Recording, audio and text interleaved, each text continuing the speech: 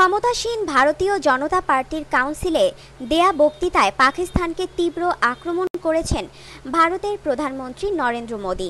কাশ্মীরের সেনা ঘাঁটিতে সন্ত্রাসী হামলায় 18 জন ভারতীয় সেনার প্রাণহানির পর শনিবার মোদি বলেন, বাংলাদেশ ও আফগানিস্তানও পাকিস্তানের সন্ত্রাসবাদের শিকার। ভারত আক্রান্ত হলে বাংলাদেশও আক্রান্ত হবে। পাকিস্তানের গোয়েন্দা সংস্থা পুরো উপমহাদেশে সন্ত্রাসবাদের জাল বুনেছে তিনি অভিযোগ করেছেন। তিনি বলেন, বিশ্বে একমাত্র দেশ পাকিস্তান যারা বিশ্বজুড়ে সন্ত্রাসী রপ্তানি করে। ভারত সহ বাংলাদেশ ও আফগানিস্তানও পাকিস্তানের সন্ত্রাসবাদের শিকার। বিশ্বের যেখানেই সন্ত্রাসবাদের খবর আসে সেখানেই পাকিস্তানের নাম দেখা যায়। ওসামা বিন লাদেনকেও আশ্রয় দিয়েছিল দেশটি।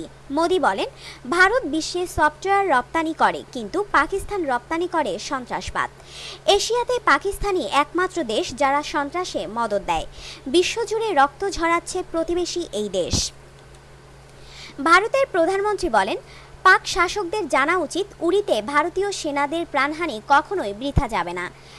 এমন একদিন আসবে যখন দেশের জনগণই পাক সরকারের সন্ত্রাসবাদের বিরুদ্ধে লড়াই করবে।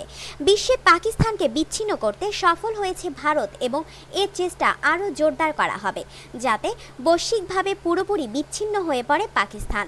সন্ত্রাসের সামনে ভারত কখনোই মাথা নত করেনি, ভবিষ্যতেও করবে না।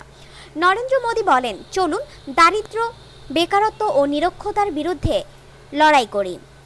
দেখি কে প্রথমে জয়ী হয়, ভারত নাকি পাকিস্তান।